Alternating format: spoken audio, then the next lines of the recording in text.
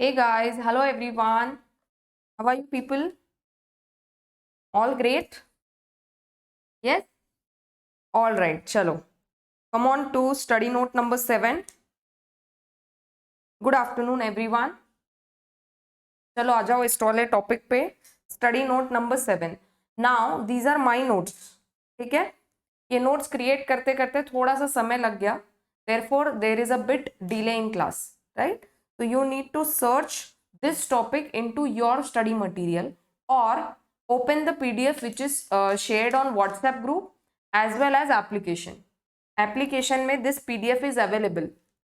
Please take a printout or open that PDF into your mobile. And notes तो साथ साथ में we are preparing, है ना? जैसे जैसे पढ़ेंगे वैसे साथ साथ में notes भी बनाते रह रहे हैं. Study note number 6 हो चुका है ना? Introduction to Financial Management. Different types of sources of finance, क्या होता है फाइनेंस, है ना? What is meant by finance, introduction of finance, sources of finance, from where all the sources are gathered, that is ADR, GDR, then term loan, bank credit, bills discounting, है ना? All sorts of thing. ठीक है, into this particular topic, tools for financial analysis and planning. Analysis means what do you mean bye analysis?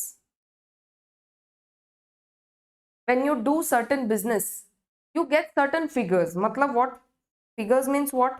You get sales, you get profit, you get what? Stock. Stock होता है ना? अगर किसी का manufacturing concern होगा तो you get raw material, then that raw material is processed and finally turned into finished product. इसका stock, raw material का स्टॉक, फिनिश प्रोडक्ट का स्टॉक, और क्या होता है? देन इवेंचुअली जब हम इसको सेल करते हैं, when we sell this, we have debtors created. When we purchase this raw materials, we have creditors created. ठीक है, तो ऑल सॉर्ट्स ऑफ ये सारी चीजों से क्या बनता है? आपका बैलेंस शीट बनता है, P&L बनता है. अरे बनता है ना? हाँ, कैश फ्लो स्टेटमेंट बनता है, कैश फ्लो स्टेटमेंट बनता है. देन उसके बाद में इससे भी हमको और ज्यादा इंफॉर्मेशन चाहिए होती है. मतलब we need certain more information to do certain more analysis. so what is that thing? It is ratio analysis. Ratio means what? You will get to know that. थोड़ा सा रुक जाओ, नीचे हम लोग वही पढ़ने वाले हैं, है ना? Can you see this numerical relationship based on financial statement? Financial statements means what? Your P&L, balance sheet, cash flow statement, notes to accounts called as financial statements. उसमें का numerical relationships. Relationships means what? Suppose I'll say stock turnover ratio, quick ratio, asset क्या बोलते हैं इसको? quick ratio and asset liability ratio. ठीक है, so all kind of ratios. अभी आप नीचे देखेंगे ना, यहाँ पे आ जाओ. See, price earnings ratio, PE ratio, ऊपर जाएंगे तो ओवरऑल प्रॉफिटेबिलिटी रेशियो. ठीक है, can you see this? Operating profit by capital employed, मतलब मैंने इतना कैपिटल एम्प्लॉयड के मतलब बिजनेस में रखा, उसमें से मुझे प्रॉफिट कितना हुआ, that is called as overall profitability ratio. Overall मतलब that is compared to capital employed. Is this visible? PDF is visible? I hope yes. PE ratio, price to earnings ratio, इसको detail में बाद में discuss करेंगे. Gross profit ratio ये आपको already पता होगा. ग्रॉस प्रॉफिट रेशियो क्या होता है? Gross profit divided by net sales, है ना? Sales rate less returns. Returns को हम लोग क्यों नहीं कैप्चर करेंगे? क्योंकि जो रिटर्न कर दिया उसका रिफंड भी आ जाएगा. तो जितना मैंने सेल्स किया उसमें से मुझे सेल्स रिटर्न हो गया, तो that is called as net sales.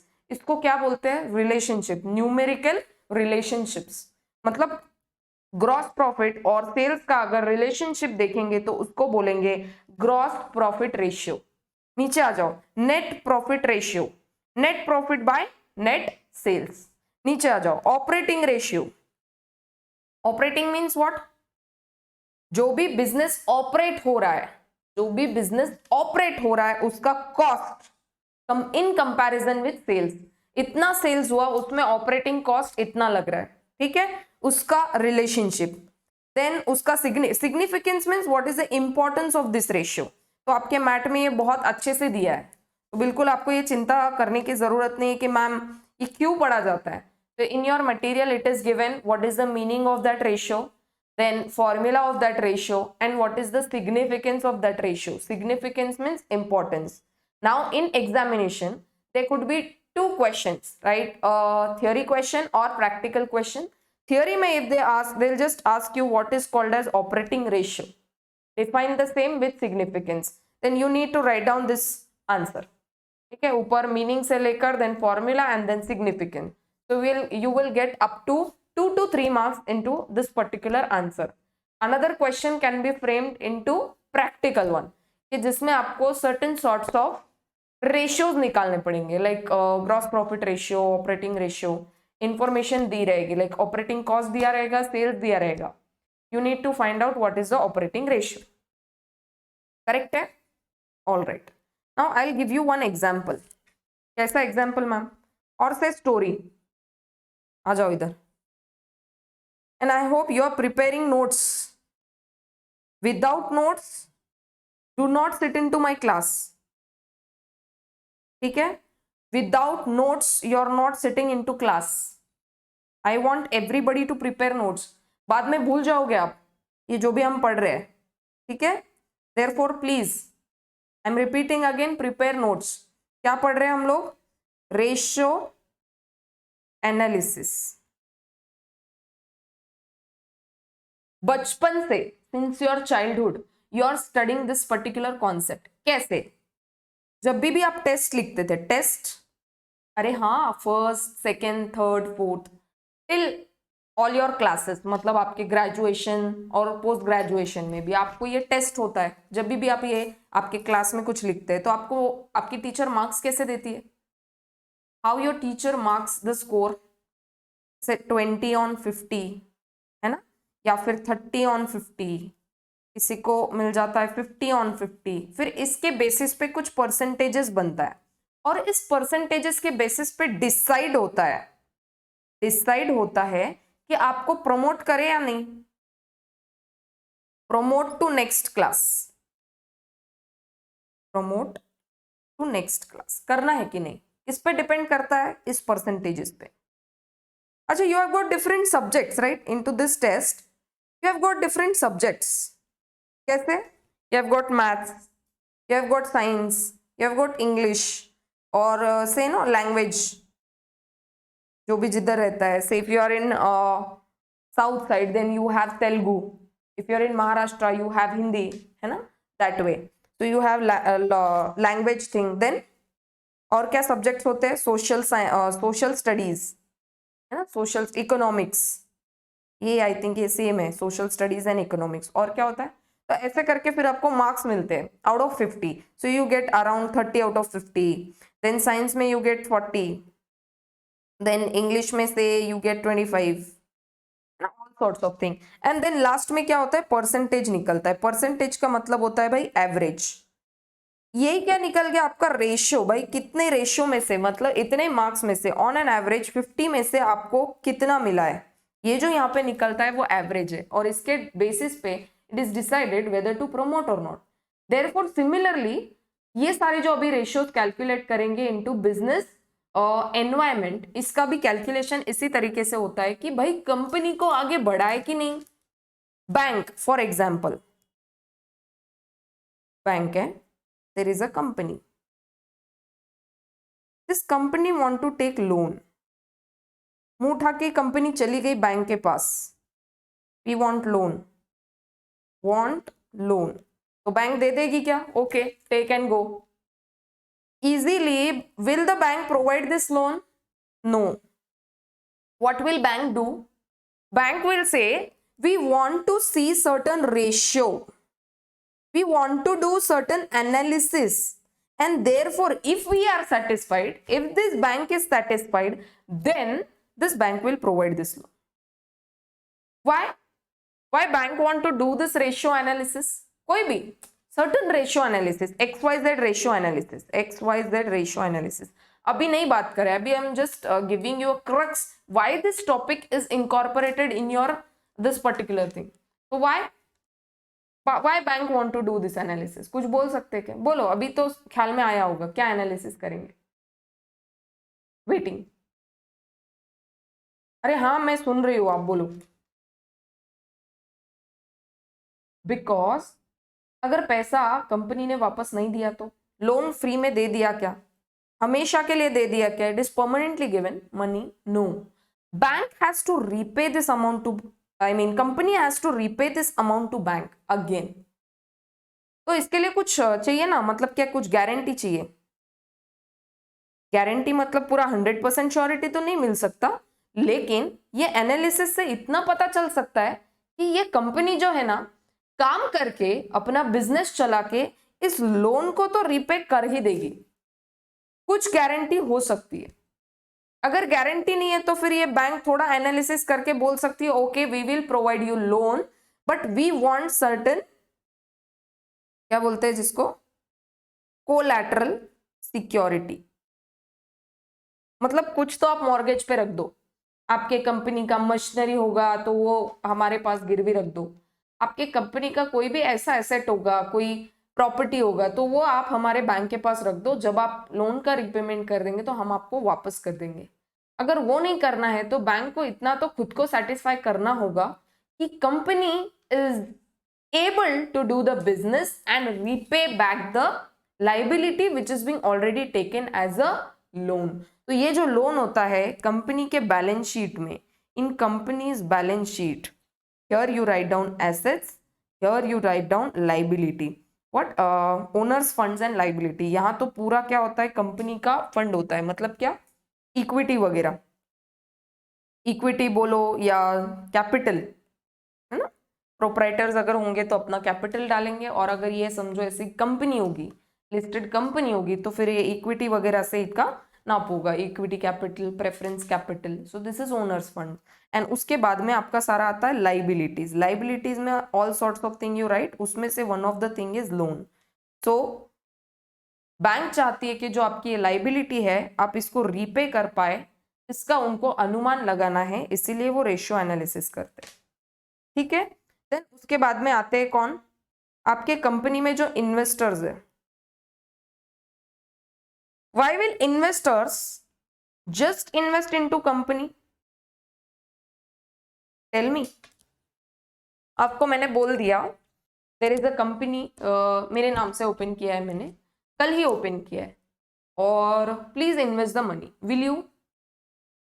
Will you? तो आप मुझे एक बोलेंगे, मैम ऐसे कैसे, मतलब yesterday only you open some company and you are telling us कि invest into this company, how should we rely you? I tell you that कि अरे बहुत अच्छा प्रोजेक्ट है, मैंने इसको ऐसे डिस्कस किया है, इसका अप्रूवमेंट लिया है, I try to satisfy you. और एल्स आप दूसरा चीज क्या करेंगे, मेरा कंपनी अगर 2-4 साल पुराना है फिर भी you will be in doubt कि कैसे इन्वेस्ट कर दे मैम की कंपनी में, फिर मैं बोलूंगी okay do one thing, try to check all my records, you try to check my financial statements, then you check the ratio analysis, it's quite good, and I can repay, I mean your funds along with certain return। तो ये जो investors invest करेंगे, suppose they invest 1 lakh, so I need to repay them 1 lakh plus interest बोलो और certain return। This investors are there to have certain return। ये ब्याज पे पैसा क्यों नहीं देते? There are so many sources of income. जैसे ये इन्वेस्टर किसी कंपनी में इन्वेस्ट करने के बजाय अपने किसी फ्रेंड को भी दे सकता है और वहां से इंटरेस्ट ले सकता है, बट ये थोड़ा रिस्की है। मतलब ये फ्रेंड भाग गया तो, हाँ कंपनी का ऐसा नहीं हो सकता भाई, कंपनी को तो कंपनी वाइंड अप होगी, कंपनी का सारा कैलकुलेशन होगा, मतलब पूरा एसेट वगैरह कितने का है क्या है पूरा कैलकुलेशन होगा, कैलकुलेशन होके किसको कितना पे आउट कर देना है वो हिसाब होगा, एंड फाइनली इन्वेस्टर्स को कुछ तो मिल ही जाएगा। तो इनको इतना दिमाग नहीं लगाना है भाई। जो लोग जॉब करते हैं, जो लोग अपना कुछ बिजनेस कर रहे हैं, जो लोग अपने कुछ काम में बिजी है, तो वो ये सब इसमें दिमाग नहीं लगा सकते। They want to invest their fund somewhere. तो इन्वेस्ट करेंगे तो कंपनी का छानबीन करना रहेगा, तो उसके लिए करना रहेगा रेशियो एनालिसिस। ठीक है, और कौन होते हैं बताओ? और होते हैं क्रेडिटर्स। क्रेडिटर्स और भी जैसे बैंक होती है ना, वैसे और भी कोई क्रेडिटर्स है, उनका भी एनालिसिस ऐसा ही रहेगा कि भाई ये कंपनी अपना जो ये लोन है वापस कर सकती है क्या, along with interest, loan plus interest, principal amount plus interest amount वापस कर सकती है कि ये देखना चाहते हैं कौन, ये जो भी है, इन्वेस्टर्स है, क्रेडिटर्स है। देन उसके बाद में और एक क्या बोला है, फाइनेंशियल एग्जीक्यूटिव्स। फाइनेंशियल एग्जीक्यूटिव्स को क्यों करना है ये सब, फाइनेंशियल एग्जीक्यूटिव्स कंपनी है, कंपनी के फाइनेंशियल एग्जीक्यूटिव्स है, इनको क्यों रेशियो एनालिसिस करना है,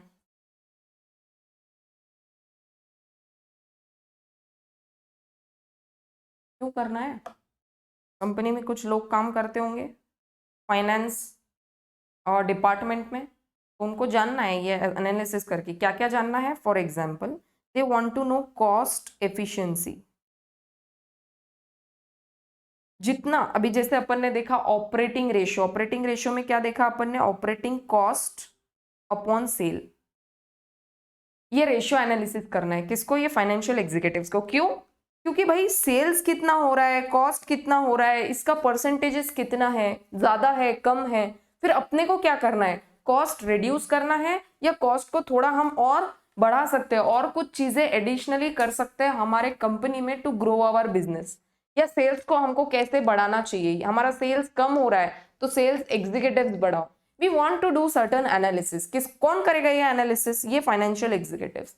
therefore they want to know cost efficiency ratio, मतलब कॉस्ट एफिशिएंसी जानना है उनको। Another thing liquidity, liquidity, what do you mean by this, liquidity means at any given point of time if company wants to redeem something, redeem means say repay back their loan or redeem certain things, जो भी company को वापस करना है किसी को, अगर ये करना है तो कंपनी के पास कितना लिक्विडिटी है वो मेजर करने के लिए दिस रेशियो एनालिसिस और प्रॉफिटेबिलिटी, प्रॉफिटेबिलिटी कि कंपनी कितना प्रॉफिट कमा रही है in comparison to sales. All right, आ जाओ यहाँ पे रेशियो एनालिसिस, पढ़ो इसको एक बार, जो जो भी अभी अपन ने पढ़ा है वो सारा इधर दिया है, please read this once. Ratio analysis the process of determining and interpreting, determine करो एंड इंटरप्रेट करो। डिटरमाइन मीन पहले निकाल लो, पहले सॉल्व कर लो, पहले इक्वेशन से पूरा न्यूमेरिकल नंबर डाल के उसको निकाल लो, जो भी रेशियो आपको निकालना है, कॉल्ड एज डिटरमाइनिंग, एंड फिर इंटरप्रेट करो। इंटरप्रेट मीन्स व्हाट, जैसे अपने को लिक्विडिटी जानना है, प्रॉफिटेबिलिटी जानना है ना, अपने को कॉस्ट एफिशिएंसी जानना है, तो we will interpret what, numerical relationships like net profit to sales, gross profit to sales, cost to sales, like that. So it is a numerical relationship based on financial statements. A ratio is a statistical yardstick that provides the measure of relationship between variables and figures. ठीक है, numbers में deal करते हैं ये, जो जो important है उसी को पढ़ेंगे, बाकी आप इसको घर पे आराम से, जो ये ब्लैक में है वो आप आराम से पढ़ सकते हो। जैसे for example it is expressed as a percentage, जैसे कि cost of goods sold as a percentage of sales, कि भाई मैंने कितना कॉस्ट ऑफ गुड्स सेल्स किया है, मतलब मैंने मेरे जो गुड्स सेल किए उसका कॉस्ट कितना है in comparison to actual sales, जो मैंने सेल किया है। फॉर एग्जाम्पल सेल्स मैंने किया होगा से अराउंड 50 लाख, ये 50 लाख जो मैंने सेल किया है इसका कॉस्ट कितना है, इसका कॉस्ट होगा से अराउंड 45 लाख, तो मेरा एक परसेंटेज कितना होगा, इन दोनों के रिलेशनशिप का परसेंटेज कितना होगा वो जानना। देन और एज अ क्वेश्चन मतलब व्हाट, यहां से निकलेगा percentage, cost of sales divided by cost of goods sold divided by sales into 100, यहां से निकलेगा परसेंटेज, परसेंट ये देखो दिया है।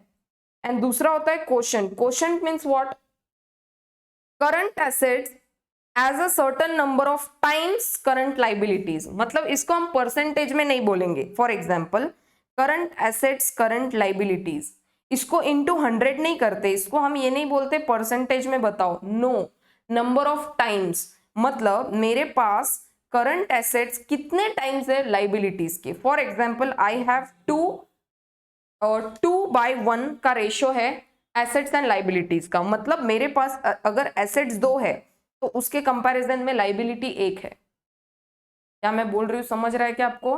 Current assets to current liabilities ratio ये नंबर ऑफ टाइम्स में डिटरमाइन होता है, टाइम्स, 2 टाइम्स 1 टाइम। अगर आप यहाँ पे आंसर देखेंगे तो क्या आ गया, 2 टाइम्स। 2 टाइम्स मेरे पास एसेट ज्यादा है in comparison to liabilities, which is good. Liabilities से मेरे पास एसेट ज्यादा है, समझा क्या? दूसरी चीज अगर ये देखेंगे COGS डिवाइडेड बाय सेल्स, तो इसको गिनेंगे परसेंटेजेस में, ये आएगा परसेंटेजेस में आंसर। एक होता है परसेंटेज, दूसरा होता है कोशेंट, समझा क्या? अगर ये नंबर ऑफ टाइम्स इसमें अगर गिन रहे हैं तो that is called as quotient. Then उसके बाद में इतना ही पढ़ लो, stimulate thinking and develop understanding. इन रेशियो का एनालिसिस करके अपने दिमाग पे अपन जोर डालते हैं कि अपने को क्या और अच्छा करना है। Stimulate thinking and develop understanding. Understand करना मतलब क्या कि भाई नेट प्रॉफिट इतना हुआ इतने सेल्स में, इतना मेरा कॉस्ट ऑफ गुड्स सोल्ड है, इतना मेरा सेल्स है, तो इसका परसेंटेजेस और मुझे क्या स्टेप्स लेने हैं, ऑपरेटिंग रेशियो कितना है, मेरा क्विक रेशियो कितना है, ठीक है। So that way it stimulates thinking and then develop understanding, है ना। किसका अंडरस्टैंडिंग? फाइनेंशियल एग्जीक्यूटिव्स का, इन्वेस्टर्स का, क्रेडिटर्स का, है ना, और ओनर्स का। वही इन्वेस्टर्स होते हैं, फिर क्रेडिटर्स होते हैं। क्रेडिटर्स के साथ में आप यहाँ पे बैंक्स वगैरह भी ऐड कर सकते हैं, बैंक अपने को क्रेडिट फैसिलिटी वगैरह देती है इसीलिए। Then there is a danger of accumulation of mass of data. मतलब क्या, आपने देखा ना अभी कितने सारे रेशियोज हैं, there is net profit, there is gross profit, there is sales, there is operating cost, उसके बाद में there are debtors, there are creditors, there is this bank loan, है ना। बहुत सारा अपने पास में बहुत सारा डेटा है, बहुत सारे डेटा के साथ में बहुत सारे रेशियोज भी है, तो there is a huge mass data. अब उसमें से क्या कंपेयर करे, किसको रिड्यूस करे, किसको ऐड करे। अब जैसे नेट सेल्स है, net sales means what, sales less returns. कोई पूरा सेल्स ले लेगा, रिटर्न्स को माइनस ही नहीं करेगा। तो there is a mass of data, उसको उतने डेटा में से सॉर्टिंग करके प्रॉपर रेशियो एनालिसिस करके उसको थिंक करना, उसको ये करना, ये stimulate thinking and develop understanding. तो ये बोलते हैं कि भाई मास डेटा जमा हो जाता है तो वहां पे थोड़ा सा हमको रिलेशनशिप क्लैरिफाई करने में थोड़ा दिक्कत हो सकता है, थोड़ा प्रॉब्लम हो सकता है, ठीक है। The financial analyst has to steer a careful course. जो फाइनेंशियल एग्जीक्यूटिव होता है, जो भी फाइनेंस डिपार्टमेंट में एक प्रॉपर पर्सन काम कर रहा है, जो ये पूरा अंडरस्टैंड करके ले रहा है रेशियो एनालिसिस को, उसको बहुत केयरफुली इन सारी चीजों को डील करना पड़ेगा। समझा क्या आपको? अब देखो यहाँ पे his experience and objective of analysis help him determining which of the ratios are more meaningful in given situation. मतलब कौन से सिचुएशन में उसको कौन सा रेशियो को इंपॉर्टेंस देना है, किसका काम है? ये काम है अपने फाइनेंशियल एनालिस्ट का।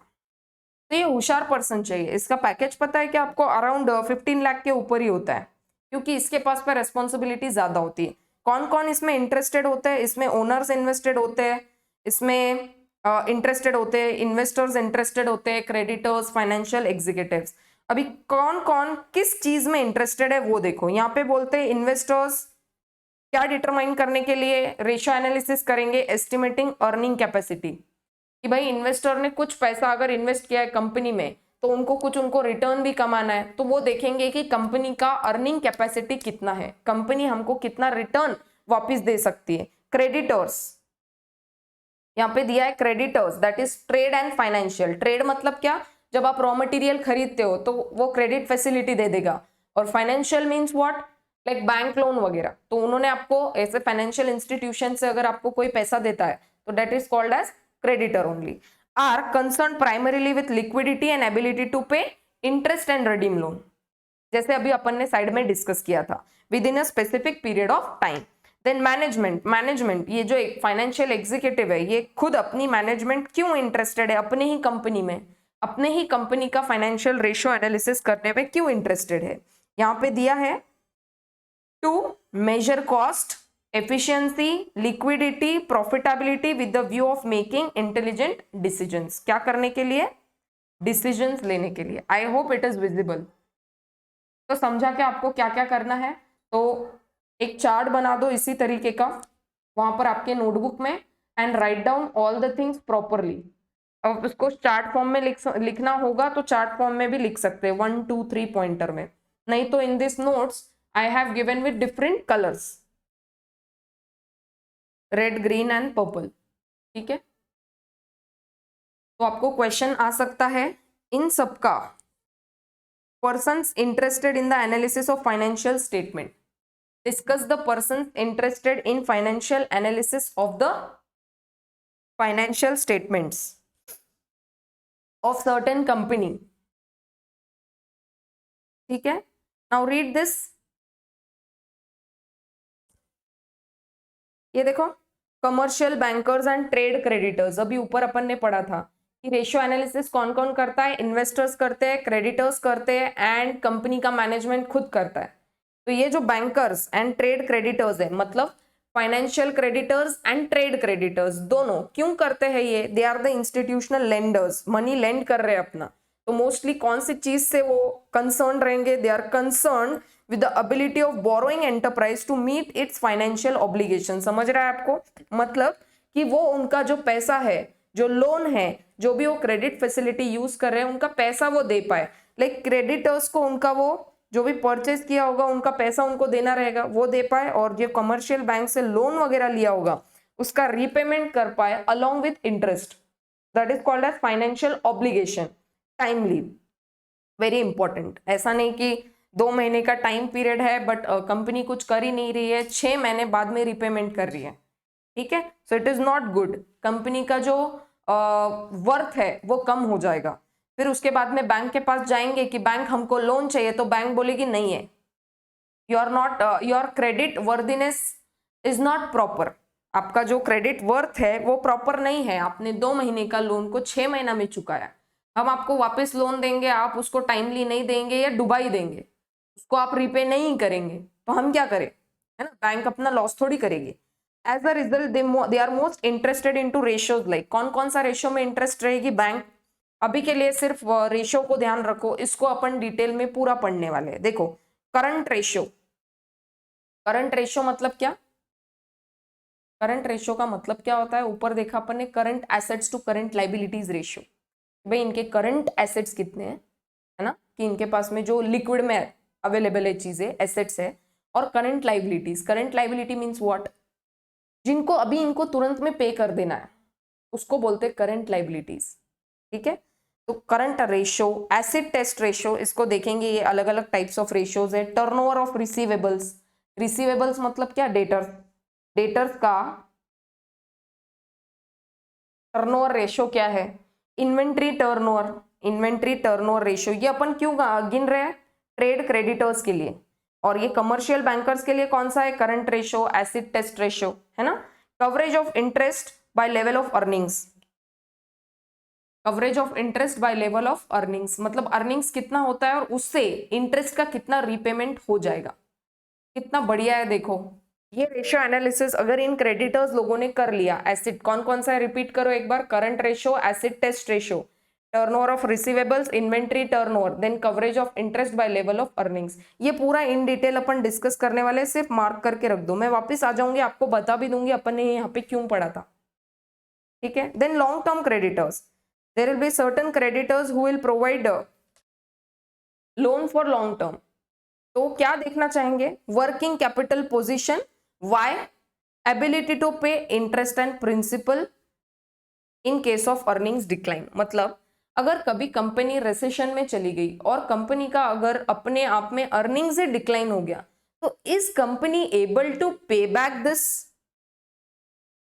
Principal and interest to this long term creditors. Creditors का एक ही इशू होगा, भाई हमने जो लोन ये कंपनी को प्रोवाइड किया है, क्या कंपनी इस लोन को वापस हमको भर सकती है अलॉन्ग विथ इंटरेस्ट? और ये बोल रहे कि अगर लॉन्ग टर्म है तो भाई पता नहीं ना कंपनी कब अपना लेवल गिरा दे, मतलब क्या अपने लेवल अपना सेल्स अच्छा कर रही है, लेकिन कब कौन सा प्रोडक्ट आउटडेटेड हो जाए और कंपनी नीचे आ जाए, डिक्लाइन में आ जाए, तो क्या उस डिक्लाइन पोजीशन में कंपनी रीपेमेंट कर सकती है लॉन्ग टर्म क्रेडिटर्स का? ओके, तो उसके लिए वो कौन से रेशोज में इंटरेस्टेड होते हैं? देखो यहाँ पे दिया है the ratios of total debt to equity, भाई इनका डेट और इक्विटी रेशियो क्या है, then net worth to net assets, net worth to net assets, अभी सिर्फ वो पढ़ लो, बाद में अपन ये सारे रेशियोज डिटेल में डिस्कस करने वाले। Then long term debt to equity, long term debt to net working capital, देखो अलग अलग कितने मास डेटा देख लो यहीं पे। Fixed asset to net worth दिख रहा है आपको यहाँ पे, long term debt equity, long term debt net working capital, यहाँ पे fixed asset to net worth, fixed asset to long term debt, fixed asset to capitalization etcetera. इतने सारे रेशियोज को कौन देखेगा? ये लॉन्ग टर्म क्रेडिटर्स, ठीक है। Then the number of times the fixed charges are covered by earnings before interest and taxes will be a particular interest for long term creditors. Fixed charges मतलब ये क्या charge करेंगे creditors? Interest, तो इनको interest देना पड़ेगा, company interest भरेगी before what? Before taxes, before earnings कितना है? Before interest and tax. आपको वो फॉर्मूला पता है क्या? EBIT।